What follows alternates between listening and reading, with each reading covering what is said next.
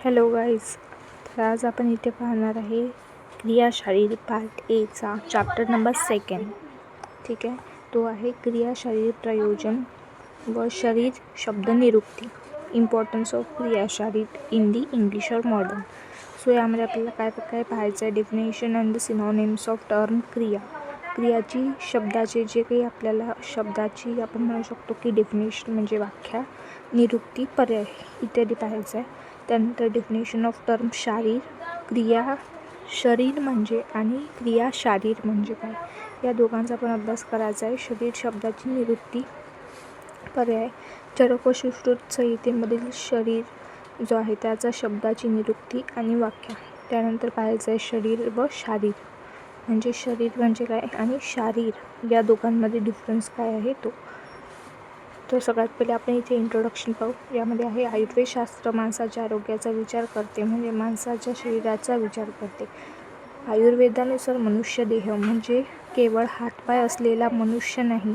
मग शरीर म्हणजे काय आहे, तर शरीराची व्याख्या काय आहे, पंचमहाभूते म्हणजे काय, शरीर शब्दाचे पर्याय आणि क्रियाशारीर विज्ञानाचे महत्त्व या विषयांची माहिती आपण या प्रकरण जो आहे म्हणजे लेसन आहे त्यामध्ये पाहणार आहोत. हे काही इंट्रोडक्टरी पार्ट आहे. शरीर शब्द कसा निर्माण झाला आहे हे जाणून घेण्यासाठी शरीर शब्दाची निरुक्ती काय आहे ते माहीत असणे आपल्याला काय असते, आवश्यक असते. तर त्यासाठी आपण पाहणार आहे शरीर शब्दाची निरुक्ती म्हणजे डेफिनेशन्स जे आहे शरीर शब्दाची ते काय आहे. तर त्याच्यासाठी महत्त्वाचा श्लोक म्हणजे जो आहे आपल्याला हा आहे की शिर्यते तत शरीरम, प्रत्येक क्षणाला जे झिजते किंवा जे नाश पावते त्याला काय म्हणतो आपण, शरीर असे म्हणत असतो. ठीक आहे, सो प्रत्येक क्षणाला जे झिजते त्याला आपण काय म्हणतो, शरीर असे म्हणतो. शरीर शब्दाच्या निरुक्तीमधून काय काय स्पष्ट होते ते आपल्याला पाहायचं आहे. तर त्यासाठी श्वासनादी कार्यामध्ये शरीर घटकांची सतत काय होत असते, झीज होत असते, हे एक गोष्ट. त्यानंतर आहार जे आहे हा परत नवीन जो शरीर घटक आहे म्हणजे काही आपल्या बॉडीमध्ये जेव्हा आपण काही खातो त्यापासून काय बनते, नवीन नवीन गोष्टी बनत असतात. जसं प्रोटीन, फॅट्स, विटामिन्स जे आपण खातो त्यापासून काय बनते, मेटाबॉलिक ॲक्टिव्हिटी होऊन त्यापासून जे आहे आपल्याला एनर्जी मिळते आणि ती एनर्जी जी आहे आपण अदर ॲक्टिव्हिटी करण्यासाठी काय करत असतो, यूज करत असतो. ठीक आहे, तर यामध्ये अशा तिथीने काय होत आहे, झीज, उत्पत्ती, झीज हे चक्र चालू होत आहे. म्हणून जर आपण पाहिलं तर शरीर जे आहे प्रत्येक क्षणाला झिजते, शिर्यते तत शरीरम असं काय झालेलं आहे इथे पूर्ण यामध्ये म्हटलेलं आहे. त्यानंतर शरीर शब्दाची निरुक्ती म्हणजे डेफिनेशन, हे पण काय आहे, डेफिनेशनच आहे, सेकंड आहे. हे आपण परीक्षेमध्ये आपल्याला कोणती लिहायची आहे तर ही लिहायची, ते जे आहे ते आपण वायवासाठी सांगू शकतो. त्यानंतर जर तुम्ही पाहिलं की हे सेकंड डेफिनेशन आहे, तत्र शरीर नाम चेतनाधिष्ठान भूतम पंचमहाभूतम विकार समुदयात्मक समयोगवाही. चरक सूत्रस्थान जो आहे चरकशास्त्र आपले जे आहे चरक आचार्य त्यांनी सांगितलेला श्लोक आहे 6.4. तर यामध्ये काय, चेतना धातू जो आहे आत्मा ज्यामध्ये प्रवेश करतो, जे पंचमहाभूतांच्या विकारापासून बनलेले आहे व जे पंचमहाभौतिक विकारांच्या संयोगाचे वहन करते त्याला काय म्हणतात, शरीर म्हणतात. जसे इथे शॉर्टमध्ये दिलेला आहे, हा जो आपण बॉक्स आहे हा वाचू शकतो इन शॉर्टमध्ये. सो शरीराची व्याख्या काय आहे, शरीर क्रियेच्या दृष्टिकोनातून महत्त्वपूर्ण जे आहे ते आपण इथे म्हणू शकतो की शरीर क्रिया, जसं अदर ॲक्टिव्हिटीज आपण म्हणू शकतो की चालणे, बोलणे इत्यादी जे आहे ते आपण कशाच्या मदतीने करतो, शरीराच्या मदतीने. आणि शरीर म्हणजे काय असते तर आत्मा, पंचमहाभौतिक घटक. पंचमहाभौतिक घटकमध्ये काय येते तर अ, वा, ते, ज, पू असं तुम्ही लक्षात ठेवू शकता, ज्यामध्ये आकाश, वायू, तेज, जल आणि पृथ्वी यांचा समावेश होतो. ठीक आहे, त्यानंतर या शरीर जो घटक आहे यांचा समयोग म्हणजे होमिओस्टॅसिस आपण म्हणू शकतो किंवा बॅलेन्स राहणं, हे सगळं जेव्हा सोबत असते तेव्हा शरीर जे आहे हे चांगल्या प्रकारे काम करत असते. ठीक आहे, त्यानंतर आपण पाहू आत्मा. आत्मा म्हणजे काय असते तर चेतनाचे तत्त्व असते. ठीक आहे, आत्मा म्हणजे जिवंतपणाचे लक्षण नाही. आयुर्वेदशास्त्रानुसार जर पाहिलं तर शरीराबरोबर आत्मा शरीरामध्ये असतो. ठीक आहे, शरीराबरोबर जर आपण पाहिलं की आत्मा जो आहे तो पण काय असतो, शरीरामध्ये असतो. जर शरीरामध्ये आत्मा नसेल तर आपण त्याला काय म्हणतो, मृत असं शरीर असं म्हणत असतो. ठीक आहे, तेव्हाच जेव्हा शरीरामध्ये आत्मा प्रेझेंट असतो तेव्हाच अवयवांच्या समूहाला आपण काय म्हणतो, शरीर. अदरवाईज ते पंचमहाभूतांनी बनलेला एक देह आपण त्याला संबोधतो. ठीक आहे. त्यानंतर पाहिलं शरीरामध्ये आत्मा हे तत्व महत्त्वाचे आहे. त्याचे कारण काय आहे? तर सगळ्यात पहिलं श्वासन पचन व सर्व हालचालींचे कारण जे आहे हे काय आहे? आत्मा. त्यानंतर सेकंड मनुष्य सुख दुःख द्वेष इत्यादी भावना ज्या आहे या आत्म्यामुळेच काय असतात? शरीरामध्ये प्रेझेंट असतात. त्यानंतर काय आहे? आत्मा जेव्हा शरीर सोडून जाते तेव्हा जसं आपण आधीच म्हटलं तर शरीर काय होऊन जाते? मृत्यू होऊन जातो त्या व्यक्तीचा. ते फक्त काय राहते? चैतन्यरहित अवयवयुक्त जड शरीर जे आहे आपण शिल्लक राहते असं म्हणतो. त्यानंतर फोर्थमध्ये मृत शरीराच्या ठिकाणी श्वसन सुख दुःख ही लक्षणे काय आहे दिसतात का आपल्याला? तर नाही. जे डेड बॉडी आहे यामध्ये कोणत्याही प्रकारची इमोशन्स जे असतात हे प्रेझेंट नसतात. त्यानंतर टॉपिक नंबर जो आहे पॉईंट 5 आरोग्य टिकवण्याचे असते ते आत्मा असलेल्या जिवंत शरीराचे. म्हणजे जे आरोग्य असते ते पण आपण कोणाचे टिकवतो? जो जिवंत माणूस आहे. स्वास्थ्याचे रक्षण करायला सांगितलेले आहे कोणाचे? जो निरोगी आहे. ठीक आहे. जो निरोगी असणं म्हणजे पण काय जिवंतपणाचं लक्षण आहे. त्यानंतर नंबर 6 चिकित्सा शुद्ध जिवंत शरीरवर आपण काय करू शकतो? तर चिकित्सा करू शकतो. चिकित्सा पण कोणाची करता येते? किंवा शल्यक्रम म्हणजे सर्जरी हे पण कोणाची करता येते? की ज्यामध्ये जो काय आहे शरीर ज्याचं शरीर प्रेझेंट आहे किंवा जो जिवंत आहे आपण त्याच्यावरच काय करू शकतो? तर इलाज पण करू शकतो. ठीक आहे. त्यानंतर जर आपण पाहिलं तर इथे काही हे दिलेलं आहे की आपण शरीर किंवा मृत्यू जर आपल्याला इन शॉर्टमध्ये सांगायचं असेल तर कसं सांगता येईल? तर आपण जर पाहिलं तर आत्मायुक्त पंचमहाभौतिक शरीरावरच शरीराची प्राकृत कार्य जी आहे ते शिकता येतात. म्हणजे जो जीवित व्यक्ती आहे किंवा जीवन आपण कधी म्हणू शकतो पंचमहाभौतिक शरीर प्लस आपल्याला काय पाहिजे? आत्मा याचा संयोग त्यासोबत असला पाहिजे किंवा तो गरजेचा आहे. त्यानंतर मृत्यू जर आपण पाहिलं तर हे काय असते? फक्त पंचमहाभौतिक शरीर असते. जेव्हा पंचमहाभौतिक शरीर आणि त्यासोबत आत्मा याचा संयोग होतो तेव्हा काय होते?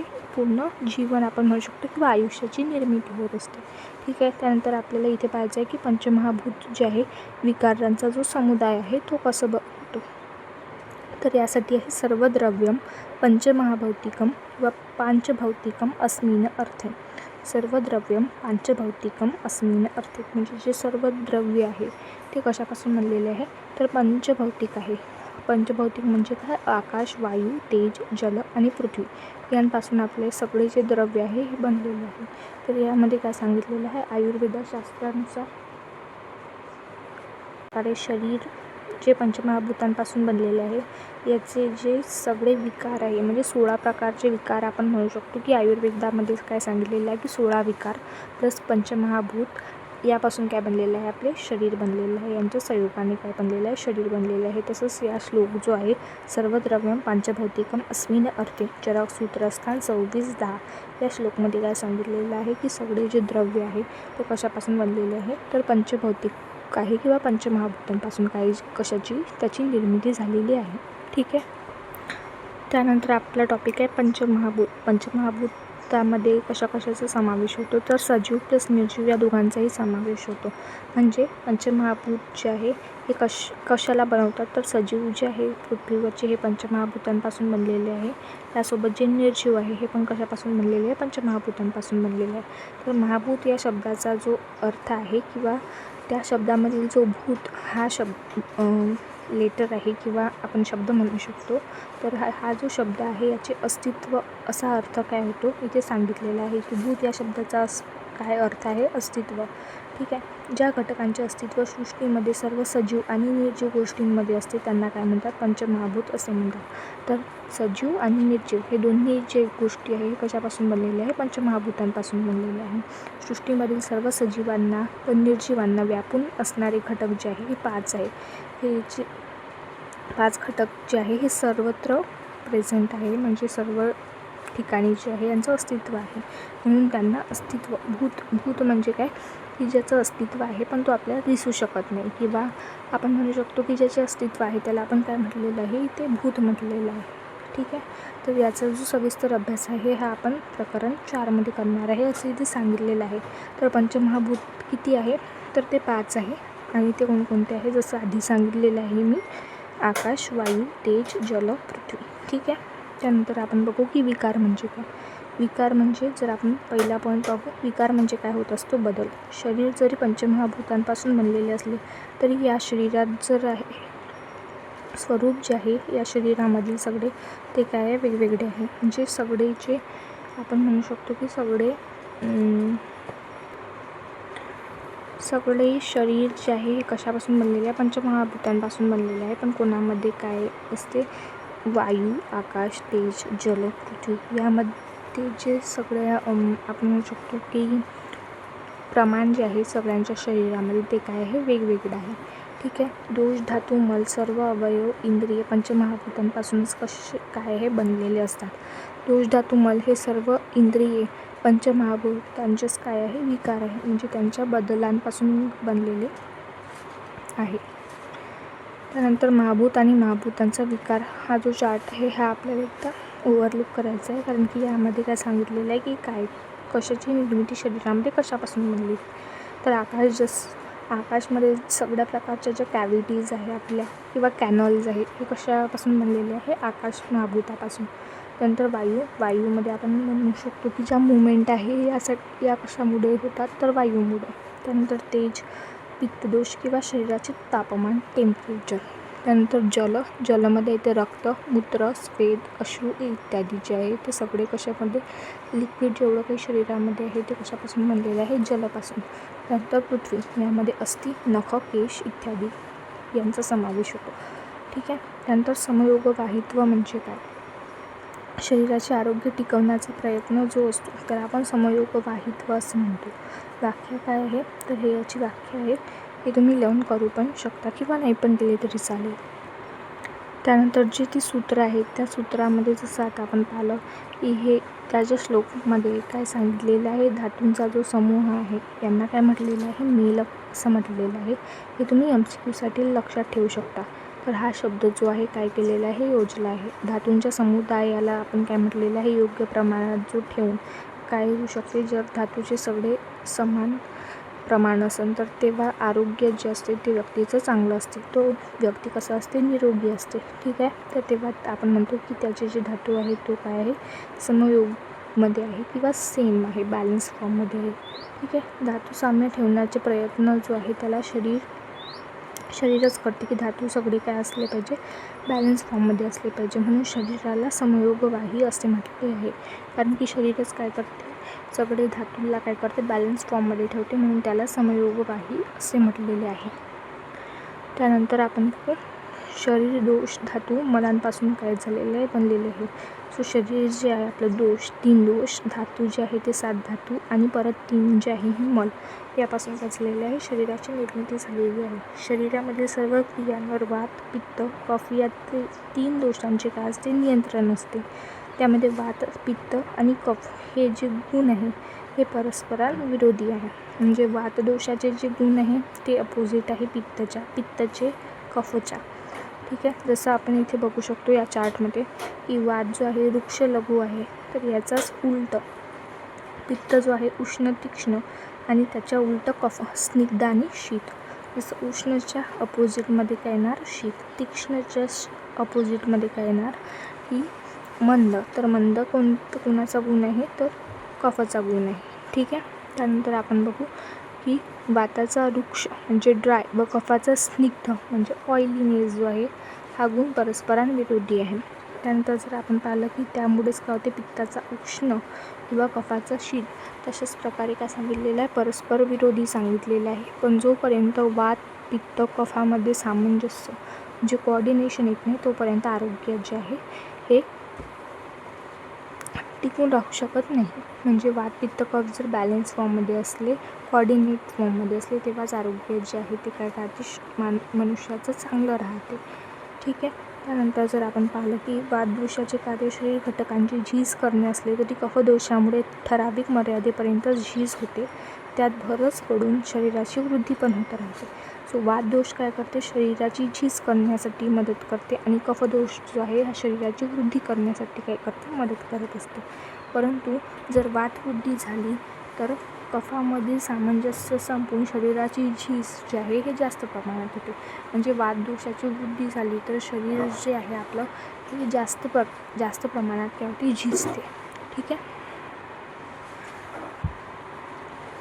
आणि जर वातवृद्धी झाली किंवा वातक्षय झाला तर शरीराची जी झीज आहे ते काय होणार आहे, कमी होणार आहे. तर यावेळेस काय होणार आहे, कफदोष जो आहे वाढणार आहे. म्हणजे शरीर जे आहे हे खूप जास्त जड बनणार आहे. का? कारण की कफदोष जो आहे त्यामध्ये वाढलेला असं. ठीक आहे. नंतर दोष, धातू आणि मल यामधील जे कोऑर्डिनेशन असते किंवा परस्परांचं सहकार्य असते त्याला समयोगवाहित्व असं काय म्हटलेलं आहे, इथे सांगितलेलं आहे. त्यानंतर आहे शरीरामधील समयोगवाहित्वाची लक्षणे किंवा होमिओस्टॅसिस जी आहे याची लक्षणे. तर वेळेवर भूक लागणे, अन्नपचन, वेळेवर नियमित मलविसर्जन, वेळेवर झोप लागणे हे जे आहे, त्यानंतर वेळेवर जाग येणे, हे सगळे काय आहे, समयोगवाहित्वाची उदाहरण आहे. भोजनानंतर पाचकस्त्राव जे आहे याची निर्मिती होणे, म्हणजे गॅस्ट्रिक ज्यूस आहे, डायजेस्टिव्ह ज्यूस आहे यांचे काय होणे, सिक्रेशन होणे. त्यानंतर आपोआप कमी होणे, म्हणजे जेव्हा डायजेशन पूर्ण होईल तेव्हा हे ज्यूस काय होणार, सिक्रेट होणं बंद होऊन जाणार. व्यायाम केल्यावर श्वासनगती वाढणे, काही काळानंतर पूर्वव्रत होणे, म्हणजे जेव्हा आपण एक्सरसाइज करतो तेव्हा काय होते, शरीराची लॅक्टिक ॲसिड फॉर्मेशन होत असते बॉडीमध्ये आपल्या. तर त्यामुळे काय होते, शरीराला खूप जास्त ऑक्सिजनची गरज असते. सो त्यामुळे काय होते, श्वासांची प्रक्रिया जी आहे ती काय होते, खूप फास्ट होते. त्यानंतर जसं जसं लॅक्टिक ॲसिड कमी होत जाते आणि आपल्या शरीरामध्ये ऑक्सिजनची लेवल वाढत जाते, तसं जे आहे आपलं श्वासनाची जी प्रक्रिया आहे किंवा ब्रिदिंगची प्रोसेस आहे ही काय होते, कमी होते. ठीक आहे. म्हणजे कमी न होता ते वेळेवर होते. त्यानंतर आपण बघू की व्यायाम केल्यानंतर हे झालेलं आहे. तर हिवाळ्यात मलप्रकृती जी आहे किंवा मूत्र प्रकृती जी आहे हे काय होते, वाढते आणि उन्हाळ्यात काय होते, कमी होते. तर उन्हाळ्यात जे आहे आपल्या बॉडीमधलं एक्सेस वॉटर जे आहे हे कशाच्या, स्वेटच्या फॉर्ममध्ये काय होते, बाहेर निघत असते. त्यानंतर पित्ताचा जो उष्ण गुण आहे हा जर वाढला तर त्यामध्ये कफाचा जो शीत गुण आहे हा काय होत असतो, कमी होत असतो. त्यानंतर सांध्यांमधील घर्षण, सांधे जे असतात त्यामधील घर्षण टाळण्यासाठी श्लेषक कफाची काय असते, आवश्यकता असते आणि तो काय असतो, उपयोगी असतो. तर अशी ही काय आहे, समयोगवाहित्वाची काय आहे उदाहरणे आपल्याला सांगितलेली आहे. त्यानंतर जर आपण पाहिलं की भूक न लागणे, अपचन होणे, अनियमित मलविसर्जन, झोप न येणे हे समयोगवाहित्वाची काय आहे, नष्ट होण्याची काय आहे, लक्षणे आहे. त्यानंतर शरीराची व्याख्या आपल्याला सुश्रुतानुसार पाहायची आहे. ही आपल्याला ह्युमन ॲनाटॉमीमध्ये पण काय हे उपयुक्त आहे किंवा शिकायला मिळते. ठीक आहे. तर यामध्ये काय सांगितलेलं आहे, शुक्रशोणित गर्भाशयासह आत्मप्रकृती विकार समुच्छित इति गर्भ इति उच्यते.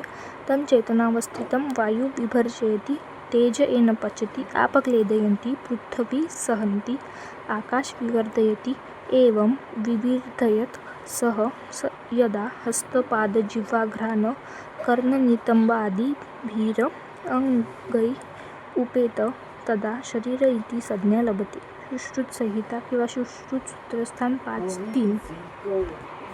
तर यामध्ये काय सांगितलेलं आहे की गर्भामध्ये जेव्हा शुक्र आणि शोणित यांचा काय होते, संयोग होते आत्मासोबत, तर तेव्हा त्या संयोगाला काय म्हणतो आपण, गर्भ असे म्हणतो. गर्भामध्ये काय होते, वायू हा जो दोष आहे यामुळे विभाजनाचे कार्य होते. ठीक आहे. त्यानंतर तो काय करतो, गर्भाचे अवयव निर्माण करण्यासाठी काय करतो, मदत करतो. म्हणजे डिव्हिजन जे आहे, सेल डिव्हिजन, ते त्यामुळेच होते. त्यानंतर तेज महाभूतामुळे परिवर्तन होऊन गर्भवृद्धी होते म्हणजे जे आपलं गर्भाची काय होते, डेव्हलपमेंट होते. त्यानंतर आप किंवा जल आपण जर पाहिलं तर यामुळे काय होते, गर्भाचे क्लेदन होते. पृथ्वीमुळे गर्भाला काय होते, आकार प्राप्त होतो. आकाशामुळे शरीरात विविध प्रकारच्या पोकळ्या ज्या आहे निर्माण होत असतात. पंचमहाभूतांचे विभजन, पचन, क्लेदन, संवहन व वर्धन या कार्यामुळे गर्भामध्ये काय होते, हात, पाय, जिव्हा, घ्राण, कर्ण इत्यादी अवयव जे आहे काय होत असतात, निर्माण होत असतात. तर याला आपण शरीर असे म्हणतो. असं सुश्रुताचार्यांनी काय केलेलं आहे, सांगितलेलं आहे. त्यानंतर आपण पाहणार आहे शरीर शब्दाचे पर्याय किंवा सिनॉनिम्स ऑफ टर्म शरीर. ठीक आहे. शरीराला काय म्हणतात, काय, शरीर आणि देह हे 3 काय आहे, तर शरीर शब्दाचे समानार्थी शब्द आहे. यामध्ये सगळ्यात पहिल्याने काय, चियते अनेन इति काय, ज्याचे पोषण होत असते, म्हणजे शरीराचे जे पोषण होते त्यालाच काय म्हणतो, आपण काय म्हणतो. सो शरीराला पण आपण काय म्हणतो, इथे काय म्हणतो. ठीक आहे. त्यानंतर आहे शरीर. शरीर म्हणजे काय, आपण जसं पहिले याची काय पाहिली होती, निरुक्ती पाहिली होती. शरीरते तत् शरीरम. ठीक आहे, जे झिजते त्याला आपण काय म्हणतात, शरीर असे म्हणतात. तो ज्याचे पोषण होते त्याला शरीर म्हणतात, जे झिजते त्याला शरीर म्हणतात. आणि देह. देह म्हणजे धार्यते अनेन इति देह.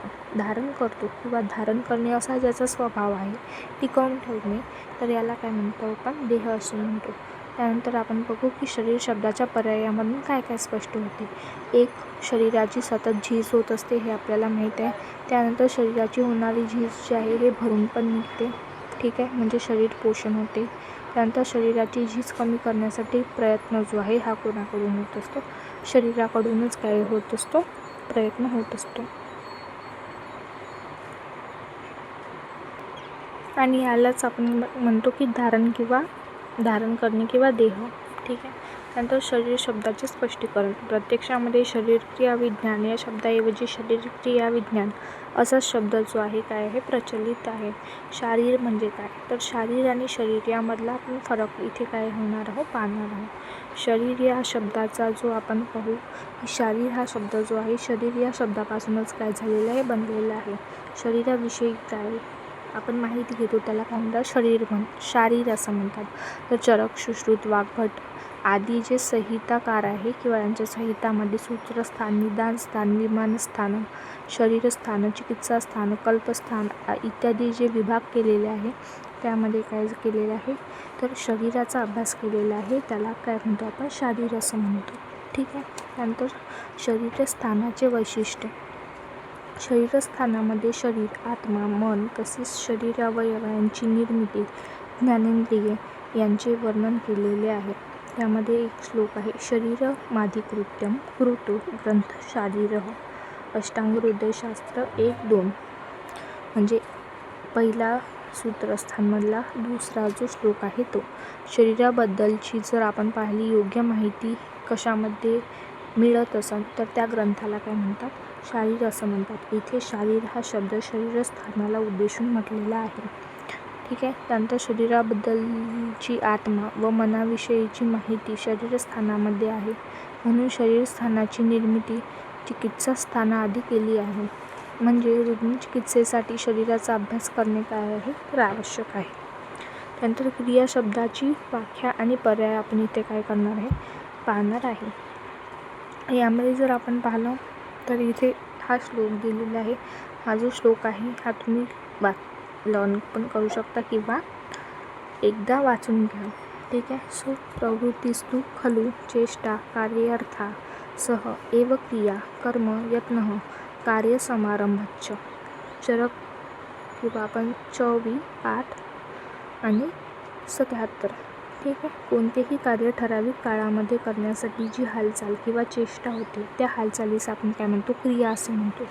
ठीक आहे. सो ठराविक काळामध्ये होणारी जी हालचाल आहे एखादे कार्य करण्यासाठी तिला काय म्हणतात, क्रिया असे म्हणतात. कर्म, यत्न, कार्यारंभ ही क्रिया शब्दाचे काय सांगितलेले आहे, पर्याय सांगितलेले आहे. किंवा चेष्टा हा पण काय आहे, हालचाल, याला आपण चेष्टा हे म्हणू शकतो. त्यानंतर शरीरामध्ये चेष्टा होते हे आपल्याला कशावरून कळते, तर सगळ्यात पहिले आपण बघू की व्यानवायूमुळे काय होत असते, शरीरामध्ये हालचाल होत असते. वायुदोष जो आहे किंवा वातदोष जो आहे त्याचे प्रमुख 5 प्रकार पडतात. त्यामधला जो व्यानवायू आहे 3ऱ्या नंबरचा हा जो आहे हा पूर्ण शरीरव्यापी असतो. ठीक आहे. तर याचा अभ्यास आपल्याला काय पुढे येणाऱ्या चॅप्टर्समध्ये करायचा आहे. तर सगळ्यात पहिले आपण बघू की जो व्यानवायू आहे यामुळे काय होते, 5 प्रकारच्या चेष्टा ज्या आहे म्हणजे हालचाली शरीरामध्ये होत असतात. प्रसारण, आकुंचन, तिर्यकगमन, विनमन आणि उन्मनन. ठीक आहे. त्यामध्ये सगळ्यात पहिले बघू आपण प्रसारण. प्रसारण म्हणजे काय, तर एक्सटेन्शन. ठीक आहे. त्यानंतर आकुंचन म्हणजे काय, कॉन्ट्रॅक्शन. त्यानंतर आहे विनमन. विनमन म्हणजे काय की डाऊनवर्ड मुवमेंट. उन्मनन म्हणजे काय की अपवर्ड मुवमेंट. आणि तिर्यकगमन म्हणजे काय, जे लॅटरल मुवमेंट होतात आपल्या बॉडीमध्ये त्याला म्हणतात तिर्यकगमन. जेवणे, चर्वण करणे, अन्न गिळणे, पचन होणे, आकुंचन, प्रसारण या सगळ्या ज्या क्रिया आहे या क्रिया शरीराचा काय आहे, भाग आहे. या क्रिया घडवून आणण्यासाठी शरीराची होणारी हालचाल जी आहे याला आपण काय म्हणतो, क्रिया असे म्हणतो. प्रयत्न कोणाचा गुण आहे, तर आत्माचा गुण आहे. यामध्ये श्लोक आलेला आहे की प्रयत्नादी कर्म चेष्टितम उच्यते. चरक सूत्रस्थान 1:49. ठीक आहे. त्यानंतर आपण बघू की प्रयत्नाला काय सांगितलेलं आहे, चेष्टा म्हटलेलं आहे, जो कशाचा गुण आहे, आत्म्याचा गुण आहे. शरीराचे पचन कार्यासाठी, आकुंचन कार्यासाठी इत्यादी जे कार्य आहे हे घडवण्यासाठी आत्म्याच्या प्रेरणेने काय होते, तर शरीराकडून प्रयत्न किंवा चेष्टा जे आहे हे घडवलं जाते. आत्म्याच्या प्रेरणेने क्रिया घडवून आणण्यासाठी शरीराला काय करतात, विशिष्ट प्रकारच्या चेष्टा ज्या आहे या सांगितलेल्या असतात. त्यालाच शरीर क्रियामध्ये काय होते तर किंवा शरीर क्रिया ज्या आहे या घडण्यासाठी त्याचं महत्त्व असतं. विज्ञान शब्दाचा अर्थ आपण बघू की विज्ञान हा शब्द वि आणि ज्ञान या 2 शब्दापासून बनलेला आहे. विज्ञान म्हणजे काय तर विशेष ज्ञान. ठीक आहे. एक स्पेशल टाईपचं नॉलेज आपण याला म्हणू शकतो. त्यानंतर आहे शरीराच्या क्रियेचे विशेष ज्ञान ज्या विषयामध्ये होते त्याला आपण काय म्हणतो तर विज्ञान असे म्हणतो. त्यानंतर जर आपण पाहिलं की महत्त्वाचं जे आहे ते काय आहे, शरीर क्रिया. शरीर प्लस क्रिया. शारीरमध्ये काय होते, शारीर क्रिया म्हणजे काहीतरी शिकणे. कशाच्याबद्दल, क्रिया म्हणजे काय की आपल्या ज्या हालचाल आहे किंवा चेष्टा आहे. शारीर जेव्हा आपण म्हणतो तर शरीर, आत्मा व मनाविषयीचे जे ज्ञान आहे त्याला आपण शारीर म्हणतो. त्यानंतर क्रिया आपण बघू की कार्यासाठी किंवा पचनादी शरीरावयवांची झालेली जी हालचाल आहे तिला आपण काय म्हणतो, क्रिया म्हणतो. शारीर क्रिया विज्ञान. शरीराची क्रिया जे आहे याचे विशेष ज्ञान. कारण की सायन्सला आपण काय म्हणतो, विज्ञान जो आहे याला आपण काय म्हटलं होतं, विशेष ज्ञान असं म्हटलं होतं. शरीर क्रियेच्या दृष्टिकोनातून शरीराची चरकोत्तर व्याख्या जी आहे हे महत्त्वाची आहे, जी आपण काय पाहिली आहे. त्यानंतर बघू शरीर क्रियेचे जे ज्ञान आहे, प्रयोजन किंवा वैशिष्ट्य आपण पाहणार आहोत. शरीराचा अभ्यास 2 स्तरांवर करणे काय आहे, आवश्यक आहे. तर त्यामध्ये एक रचना शरीर आणि एक क्रिया शरीर म्हणजे ह्युमन ॲनाटॉमी गरजेची आहे. त्यानंतर ह्युमन फिजिओलॉजी या 2 गोष्टी काय आहे आपल्याला गरजेचं आहे जेव्हा आपण शरीराचा काय करतो, अभ्यास करतो. शरीर रचनेमध्ये अभ्यासले जाणारे विषय जे आहे ते कोणकोणते, हृदय म्हणजे हार्ट, वृक्क म्हणजे किडनी, यकृत म्हणजे लिव्हर, मस्तिष्क म्हणजे जो आपला स्कल एरिया आहे तो, फुफ्फुस म्हणजे लंग्स, प्लीहा म्हणजे पॅनक्रियाज इत्यादी. ठीक आहे.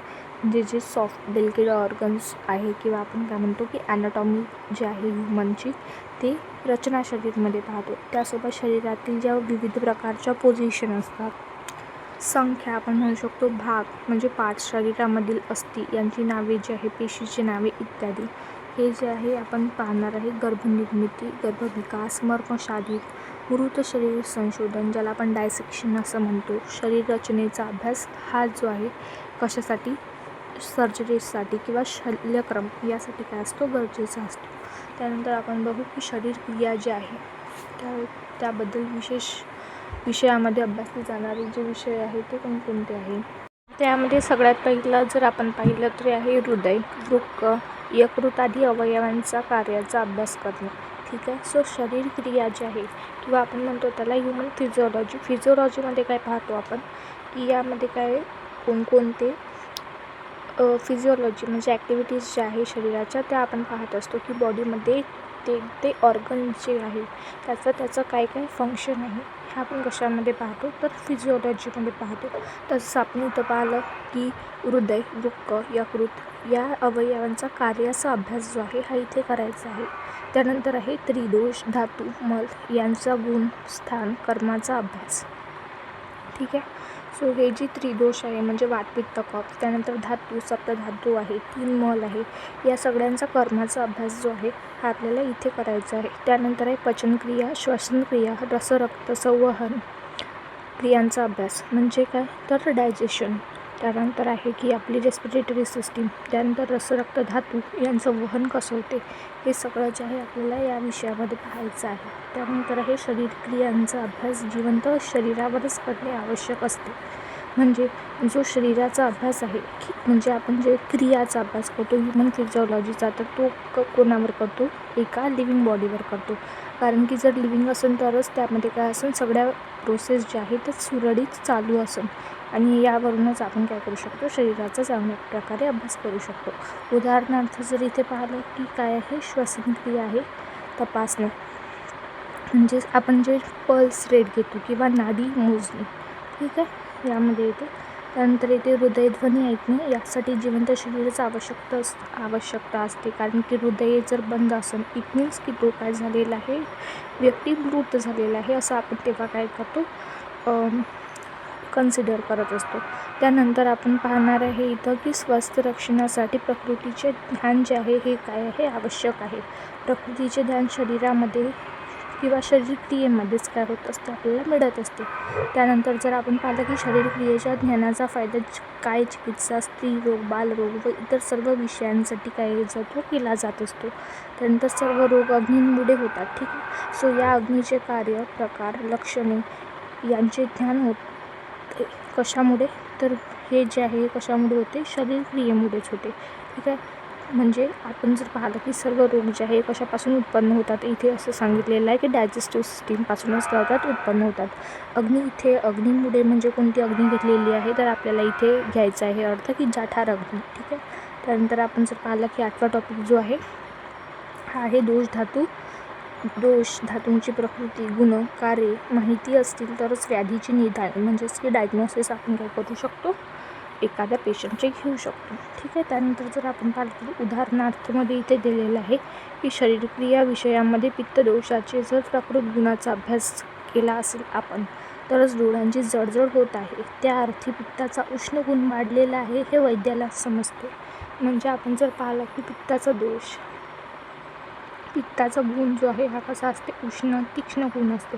आणि आपले डोळे जे आहे हे काय आहे, तेजोमल आहे. म्हणजे काय तर तेज जो आहे म्हणजेच की पित्ताचा जो एक आपण म्हणू शकतो की महाभूत जर पाहिला पंचमहाभूत, त्यामधील तेज महाभूत जो आहे म्हणजे जो काय करतो अग्नीच्या सारखा असतो किंवा अग्नी समान असतो, याचा पण गुण काय आहे, उष्ण आहे. आणि आपले जे डोळे आहे, चक्षु इंद्रिय ज्याला आपण म्हणतो, ते कशामुळे बनलेले आहे, तर तेज महाभूतामुळे बनलेले आहे. आणि त्यामध्ये जर पण आपल्याला अजून डोळ्यामध्ये जळजळ करत असेल तर हे जे आहे कशामुळे होते, तर पित्ताचा जो उष्ण गुण आहे किंवा अग्नी जे आहे त्यामध्ये काय होते, वाढलेली आहे, आपल्याला इझिली समजू शकतो आपण, ठीक आहे. तर जर पाहिलं की नाडीगती म्हणजे पल्स जे असते हे 90 मिनिट आहे आणि नाडी जलद आहे, ही केव्हा समजते, जेव्हा आपण पाहतो की ज्याची प्राकृत नाडी जी आहे ही 70 to 72 मिनिट पर मिनिट असेल. म्हणजे जर नाडीगती एखादा पेशंट आला आणि आपल्याला त्याची पल्स रेट घ्यायची आहे आणि ती आली किती, तर 90, तर हे आपल्याला समजते की ही पल्स रेट काय आहे, जास्त आहे. तर कशावरून समजलं की आपल्याला आधी ही गोष्ट माहीत होती की जी नॉर्मल पल्स रेट आहे हे 70 to 72 असायला पाहिजे, किती, पर मिनिट, एका मिनिटाला, ठीक आहे. तर हे कशामुळे आपल्याला समजलं, कारण की आपल्याला नॉर्मल जे आहे हे सगळं बॉडीचं माहीत आहे. तसंच प्रकारे जी ह्युमन ॲनाटॉमी आहे आणि ह्युमन फिजिओलॉजी आहे, यामध्ये आपल्याला काय शिकायचं आहे की बॉडीची नॉर्मल कंडिशन जी आहे ही शिकतो, तेव्हाच आपल्याला काय असते, बॉडीची ॲबनॉर्मल कंडिशन जी आहे हे माहीत होत असते आणि त्यानंतरच आपण काय करतो, तिला डायग्नोस करतो, ठीक आहे. हे संकल्पना तुम्हाला समजलेली आहे. त्यानंतर जर आपण पाहिलं की आयुर्वेदामधील आयुर्वेदाची आरोग्याची संकल्पना, आयुर्वेद शास्त्रामध्ये जर पाहिलं आपण तर आरोग्य जे आहे याला स्वास्थ्य अशी संज्ञा काय केलेली आहे, वापरलेली आहे. आणि ते जे स्वास्थ्य आहे ते स्वास्थ्य म्हणजे काय की आजारपणा नसणे, ठीक आहे. याला आपण काय म्हणतो की एक स्वास्थ्य व्यक्ती आहे, ठीक आहे. याचा हा जो असतो आपण त्याचा अर्थ घेतो. पण आयुर्वेद जो आहे हे काय म्हणते, तर स्वास्थ्य व्यक्ती जो आहे हा कसा असावा, त्यांनी म्हटलेलं आहे की शारीरिक स्वास्थ्य त्याच्याकडे असलं पाहिजे, यासोबत काय असला पाहिजे, तो मानसिकरित्या काय असला पाहिजे, स्वास्थ्य असला पाहिजे, म्हणजे हेल्दी असला पाहिजे. तर स्वास्थ्य पुरुषी काय दिलेली आहे, ते वाक्य दिलेले आहे जे आपल्यासाठी काय खूप महत्त्वाचं आहे, हे पेपरमध्ये येते. तर यामध्ये जर तुम्ही पाहिलं की काय आहे, समदोष, समाग्निश, समधातुमल क्रिया, प्रसन्न आत्मेंद्रियमानः स्वास्थ्य इत्यादी धीयते. सुश्रुत सूत्रस्थानामधील 15वा सूत्रस्थान 15 आणि इथे काय दिलेलं आहे, तर 47 हा हे काय आहे, याचा संदर्भ आहे, कुठून घेतलेला आहे ते. नंतर जर आपण पाहिलं याचा अर्थ काय आहे, जेव्हा दोष धातू व मलांच्या क्रिया संतुलित अवस्थेत म्हणजे की साम्य अवस्थेमध्ये असतात व आत्मा, मन, इंद्रिये हे पण कसे असतात, प्रसन्न असतात, म्हणजे आनंदी असतात, तेव्हा त्या व्यक्तीला आपण काय म्हणतो, निरोगी म्हणतो. असं कोणी सांगितलेलं आहे, तर आयुर्वेदाने सांगितलेलं आहे, ठीक आहे. तर यामध्ये काय सांगितलेलं आहे, सौम्य अवस्था किंवा इक्विलिब्रियम हे कशावर असते, डिपेंड 2 गोष्टीवर असते, एक रचनात्मक स्तरावर आणि एक क्रियात्मक स्तरावर, म्हणजे ॲनाटॉमिकली आणि फिजिओलॉजिकली. ठीक आहे. त्यानंतर आपण समजू यामध्ये इथे काय सांगितलेलं आहे, रचनात्मक स्तरावर जे काही साम्य अवस्था आहे हे आपल्याला पाहायची आहे. तर सगळ्यात पहिले काय येणार आहे, सर्व अवयवांची शरीरामधील स्थिती जी आहे ही कशी असते, प्राकृत असली पाहिजे. आणि 2 नंबरवर आहे की अवयवांचा आकार जो आहे प्राकृत असला पाहिजे. तर हे आपण कशामध्ये पाहतो, रचनामध्ये पाहतो. ठीक आहे. त्यानंतर रचनात्मक स्तरावरील विकृती किंवा वैषम्य एक जर आपण पाहिलं त्यामध्ये दिलेलं आहे, हृदयाच्या झडपांमधील विकृती म्हणजे व्हॉल्व्ह्युलर डिफेक्ट. त्यानंतर कावीळमधील यकृताची वृद्धी, हेपॅटोमेलिया म्हणजे कावीळ हा जो आजार आहे यामध्ये लिव्हर जे आहे याची साईज काय होत असते, वाढत असते, वाढणे. ठीक आहे. सो वृद्धी म्हणजे काय होते, वाढणे. त्यानंतर आहे आमाशय व्रण, गॅस्ट्रिक अल्सर ज्याला आपण म्हणतो. त्यानंतर आहे आंतरभ्रंश, आंत्रवृद्धी, इंग्विनल हर्निया. तर हे जे आहे हे कशाशी रिलेटेड आहे, इंटेस्टाईनशी. ठीक आहे. अशा प्रकारच्या रचनात्मक विकृती झाल्याने शरीर म्हणजे किंवा रचनात्मक स्वास्थ्य जे असते किंवा साम्यावस्था जी असते हे बिघडत असते. त्याचा परिणाम जो आहे हा अवयवांच्या कार्यावर पण होतो. म्हणजे जर रचना बदलली तर त्याची जी क्रिया करण्याची क्षमता आहे ते काय होते, बिघडत असते. म्हणजे जर इथे जसं लिव्हर जर खराब झाला किंवा लिव्हर जो आहे हा ॲबनॉर्मल कंडिशनमध्ये गेला तर ते काय करते, अफेक्ट करते त्याच्या फंक्शनला. ठीक. त्यानंतर आपण बघू की क्रियात्मक स्तरावरील साम्य अवस्था जी आहे ही कशा प्रकारची आहे. शरीर हे दोष धातू मलांनी काय असते, बनलेले असते. 3 दोष शरीराचा सर्व जे क्रिया आहे याच्यावर काय करतात, नियंत्रण ठेवतात. हे 3 दोष कोणकोणते असतात, तर ते असतात वात, पित्त, कफ. त्यानंतर जर आपण पाहिलं की तिसरं पॉईंट 7 धातू शरीराचे धारण व पोषण करतात. यामध्ये 7 धातू कोणकोणते आहे, तर रस, रक्त, मांस, मेद, अस्थि, मज्जा आणि शुक्र. त्यानंतर आहे 3 मल. 3 मल कोणकोणते आहे, तर ते आहे स्वेद, मूत्र आणि पुरुष. तर हे जे आहे हे अपायकारक घटक जे आहे शरीराबाहेर टाकण्याचे काम करत असते, त्यावेळेस विसर्जन म्हणतो. इथे आपण जर पाहिलं की दोष इथे तेच दिलेलं आहे की किती दोष आहे, वात, पित्त, कफ. त्यानंतर धातूची संख्या दिलेली आहे जी 7 असते, रस, रक्त, मांस, मेद, अस्थि, मज्जा आणि शुक्र. मलसंख्या दिलेली आहे जे 3 असते, मूत्र, पुरुष आणि स्वेद.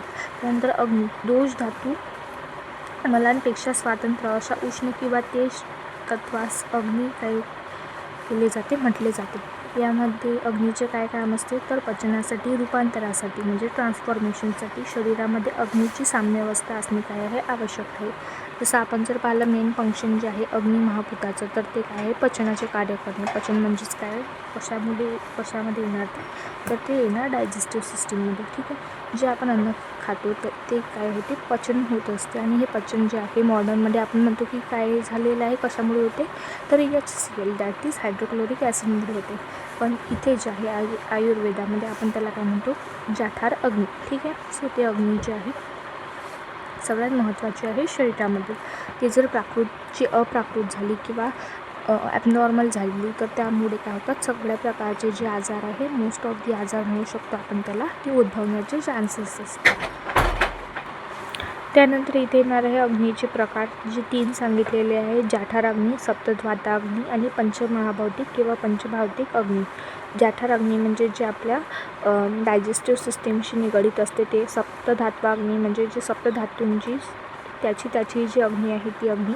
आणि पंचभौतिक अग्नी म्हणजे जे 5 आपल्याजवळ 5 पंचमहाभूत आहे तर त्यांची प्रत्येकाची जी अग्नी आहे तिला काय म्हणतो, पंचभौतिक अग्नी.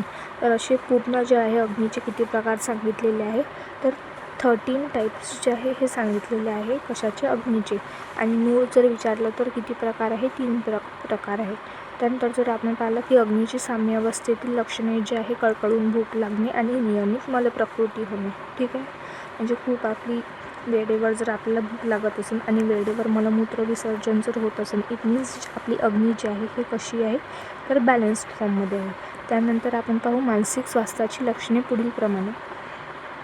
म्हणजे मानसिक स्वास्थ्य जे आहे म्हणजे आत्मा जो आहे हा प्रसन्न असणे, त्यानंतर मन आनंदी असणे, इंद्रिय जे आहे कार्यक्षम करणे, तर हे जे आहे कशाची लक्षणे आहे की मानसिक स्वास्थ्याची. त्यानंतर आहे आत्मा, मन व इंद्रिये प्रसन्न आहेत याची लक्षणे कोणकोणती आहे ते इथे दिलेलं आहे. तर समाधानी भावना असणे म्हणजे आत्मा प्रसन्न असण्याची काय हे एक लक्षण आहे. म्हणजे एखादा व्यक्ती जर काय असेल समाधानी व्यक्तीचा असेल तर आपण त्याला काय म्हणू शकतो की स्वस्थ आहे असं म्हणू शकतो. पण कधी बाकीचे जर त्याचे दोष, धातू, मल हे सगळे काय असेल सम असन तेव्हाच. ठीक आहे. त्यानंतर आपण म्हटलेलं आहे की इथे याच्यासाठी दिलेलं आहे की आत्मा संतोषेनं. त्यानंतर मन आमोदेनं, मन आनंदी असणे हे पण काय आहे प्रसन्नत्वाची खूण आहे. म्हणजे एक आपण काय म्हणू शकतो साईन आहे. त्यानंतर इंद्रिय पटुत्वेनं, पटुत्व म्हणजे काय तर कौशल्य. इंद्रिय स्वतःच्या कार्यामध्ये तत्पर कुशल असतील तर इंद्रिय पटुत्वाचं काय हे लक्षण आहे. म्हणजे जर आपल्याला व्यवस्थित ऐकू येत असेल, टेस्ट पण व्यवस्थित करत असेल, जीभ जी आहे आपली ती, त्यानंतर ऐकू कानाने व्यवस्थित येत असेल, श्वास जर आपण त्या एका गोष्टीचा स्मेल घेतला तर तो करेक्ट येत असेल, इट मीन्स जे आहे ते इंद्रिय काय करत आहे त्यांची कामे व्यवस्थित करत आहे. ठीक आहे. यामध्ये पंच इंद्रिय दिलेली आहे की ज्यामुळे काय होते आपल्याला ज्ञान होते. ज्ञान म्हणजे काही ना काही आपण समजून घेऊ शकतो किंवा आपल्याला एखाद्या गोष्टीचं आकलन होते. जसं श्रोतेंद्रिय कान आपण म्हणू शकतो, घ्राणेंद्रिय, त्यानंतर हे चक्षुइंद्रिये, रसेंद्रिये आणि स्पर्शेंद्रिये. ठीक आहे. तर इथे जे आहे त्या इंद्रियांची काय केलेली आहे तर इथे आपल्याला कार्य दिलेले आहे. त्यानंतर जर आपण पाहिलं की पहिला कोणता आहे तर श्रोतेंद्रिय, शब्द ग्रहण करणे काय श्रोतेंद्रियेचं काम आहे, आपण म्हणू शकतो की कान. त्यानंतर पाहिलं की स्पर्शेंद्रिय, स्पर्श ग्रहण करणे म्हणजे काय की ते त्याचं नॉलेज गेन करणे किंवा आपण म्हणू शकतो की सेन्स, आपण ते सेन्स करतात. ठीक आहे. त्यानंतर चक्षु इंद्रिय जे आहे हे कशासाठी महत्त्वाचे आहे तर विजनसाठी महत्त्वाचे आहे. त्यानंतर रसेंद्रिय कशासाठी महत्त्वाचे आहे तर टेस्ट जे आहे आपल्याला कशामुळे येते रसेंद्रियामुळे येते. त्यानंतर आहे घ्राणेंद्रियमध्ये येते ओडर म्हणजे स्मेल जे आहे ते आपण कशाने घेतो नाकाने घेतो. ठीक आहे. जर ज्ञानेंद्रिय कार्यक्षम प्रसन्न असतील तरच शब्द जे आहे किंवा शब्दस्पर्शाची कार्य जी आहे, शब्द आधी स्पर्शाची कार्य काय होते घडून येते. म्हणजे हे जे आहे साऊंड जो आहे म्हणजे शब्द हे कशाने ऐकतो आपण श्रोतेंद्रियाद्वारे ऐकतो. त्यानंतर टच जो आहे स्पर्शेंद्रिय, विजन चक्षुइंद्रिय म्हणजे जे आहे डोळे त्याला आपण चक्षुइंद्रिय म्हणतो. त्यानंतर टेस्ट रसेंद्रिय यामध्ये येणार जीभ आणि त्यानंतर आहे ओडर म्हणजे गंध, हा जो आहे कशाद्वारे आपण घेतो तर नाकाद्वारे घेतो. ठीक आहे. यामध्ये त्यानंतर आहे आपल्याला की इंद्रिय, मन, आत्मा अशी साखळी जी आहे ही ज्यामुळे आपल्याला ज्ञान होते ती काय आहे इंद्रिय, मन आणि आत्मा. इंद्रिय जे आहे हे काय करतात त्या विषयाला ग्रहण करतात जे त्यांचे विषय आहे. आणि त्यानंतर मन आणि आत्मा किंवा आपण म्हणू शकतो की ब्रेन, बुद्धीला काय होते त्याचे आकलन होते. म्हणूनच आत्मा, मन व इंद्रिय प्रसन्नत्वाचे समावेश जो आहे कशामध्ये केलेला आहे स्वास्थ्य पुरुषाच्या व्याख्येमध्ये केलेला आहे असं आपल्याला दिसून येते. त्यानंतर मानसिक स्वास्थ्याचे जे महत्त्व आहे ते आपण पाहणार आहे. त्यामध्ये सगळ्यात पहिले जर पाहिलं की आयुर्वेदाने मन हे शरीरापेक्षा वेगळे स्वतंत्र द्रव्य जे आहे मानलेले आहे. पण आपण जर पाहिलं तर मॉडर्न यामध्ये मन जे आहे कन्सेप्ट आपल्याला पाहायला मिळत नाही. त्यानंतर जर पाहिलं की सर्व इंद्रिय जे आहे मनाचे स्थान आहे. त्यानंतर मनाच्या स्वास्थ्याचा परिणाम जो आहे हा कशावर होत असतो शरीरावर होत असतो. म्हणून मन प्रसन्न असेल तर शरीर प्रसन्न असते असे आपण मानतो. ठीक आहे. उदाहरणार्थ मनामध्ये रागाची भावना असेल तर शरीरामध्ये पित्त दोष जो आहे हा वाढते. मन उदास असेल तर भूक लागत नाही. म्हणून आनंदी मन स्वास्थ्य शरीरासाठी काय आहे आवश्यक आहे असं सांगितलेलं आहे. त्यानंतर जर शरीरामध्ये विकृती असेल तर मन अस्वस्थ असते. शरीर व मन परस्परांवर अवलंबून आहे. त्यामुळे सायकोसोमॅटिक डिसऑर्डर हे जे आहे हे महत्त्वाचं आहे. सायकोसोमॅटिक डिसऑर्डर जे आहे MCQसाठी येऊ शकते. ही संकल्पना आज अत्यंत काय आहे महत्त्वाची ठरत आहे.